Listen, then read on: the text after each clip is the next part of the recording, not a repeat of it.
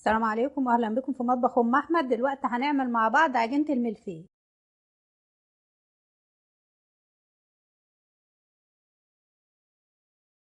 المقادير: نص كيلو دقيق، نص معلقه ملح صغيره، معلقتين سكر كبار، معلقه سمنه كبيره او زبده، ميه للعجن، ربع كيلو زبده للفرد.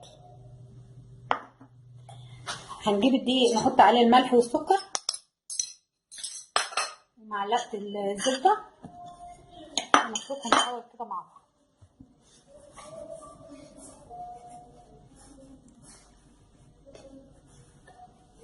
نحط الميه ونعجن بالشكل ده، ميه ساقعه، ولو في الصيف يبقى ميه من التلاجة. بتفرق العجينه دي عن عجينه الكرواسون الخميره فقط لا غير. هي نفس العجينه، بس التانية بنحط لها خميره، دي ما بنحط لهاش خميره. وهعجنها وارجع لكم تاني. العجينه بعد ما عجناها كده اهي، فردنا دقيق على الرخامه كده، هنحطها كده ورش دقيق فوقها كده عشان المرجنه تمشي معاها ما تلزقش فيها، وهنفردها كده.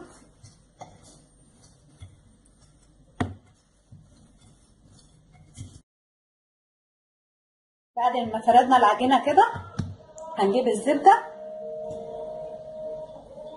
طبعا لو انت عجناها من قبلها وحطاها في الفريزر عاملاها رول كده هتحطيها تبقى سهله معاكي، بس كده ماشيه وكده ماشيه اهي. نحط الزبده في النص كده. بعد ما فردنا الزبده كده بالشكل ده، طبعا احنا مش مكترين زبده خالص على الكميه دي عشان خاطر احنا هندهن بين الطبقات سمنه. ليه هنقل في الزبده شويه؟ لان الزبده غاليه وكده، واللي حابه تحط زبده تحط على نص كيلو، نص كيلو زبده كده. هتطبقيه بالشكل ده. طبعا الجو ساقع، ما تخافيش، الزبده مش هتطلع منك ولا حاجه كده كده.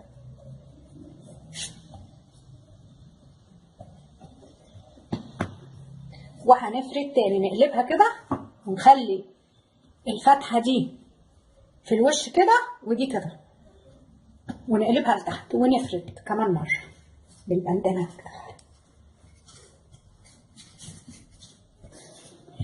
وفردنا اول بنطه بالشكل ده كده. طبعا الزبده اهي ما طلعتش ولا حاجه، وطول ما العجينه بتريح معاكي هتبقى حلوه. هندهن سمنه كده على خفيف كده كده عشان تبقى مورقه معاكي كده خفيف خالص، بحيث ان احنا ايه ما باقل الامكانيات هنعمل ايه، هنعمل الملفيه. وده اسهل طريقه لعمايل الملفيه بالشكل ده. نطبق كده وكده.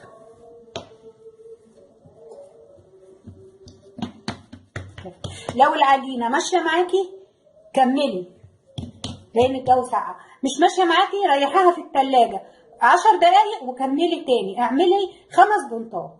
بعد ال5 بنطات هنوريكي نفردها ازاي. انا هفردها كمان مره واشوفها معايا. لو هتكمل معايا فرد هنفرد كمان مره، لو مش هتكمل هريحها في التلاجة وابقى اكمل كمان شويه كده. هي ماشيه معايا اهي، مفيش اي مشاكل.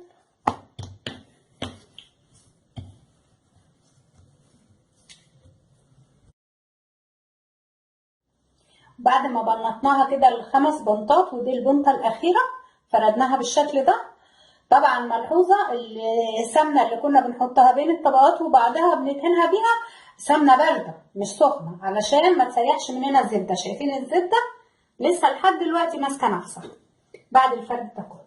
هنجيب الصينيه اللي هنحط فيها او الصاج وهنقيس عليه كده ونقطع.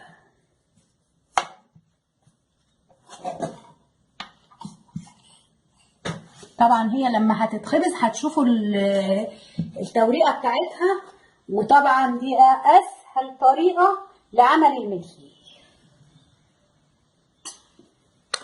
بالشكل ده. بعد ما حطيناها في الصينيه كده، طبعا لازم نخرمها كويس بالشوكه جامد كده عشان ما ترفعش لفوق. لازم تبقى مش هي عكس الكروسون خالص، احنا مش عايزينها تبقى قابله، احنا عايزينها كده. تخرميها كده.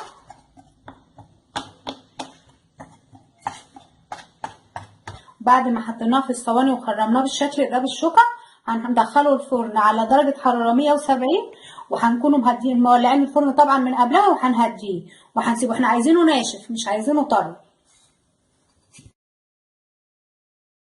بالشكل ده. طبعا احنا مهدينا الفرن عليه، كنا مولعينه قبلها وهديناه جامد، وهنسيبه لما ينشف. وتخلي بالك منه طبعا، تيجي كل شويه تبص عليه، مش تحطيه في الفرن وتسيبيه.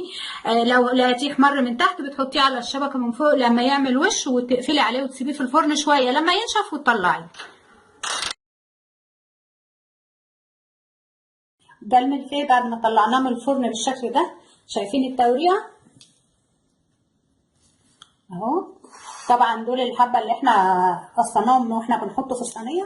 شايفه التوريقه اهو.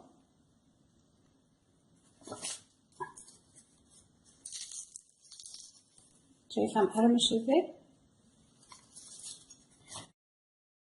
الملفيه احنا عملنا بيه ام علي قبل كده مع بعض، واللي ما شافش الفيديو هيظهر لكم يمين الشاشه. والملفيه ده بنعمل منه التورت وبنعمل منه الجاتو. وبالهنا والشفا، ويا رب تجربوه يعجبكم، ولايك وشير، والسلام عليكم.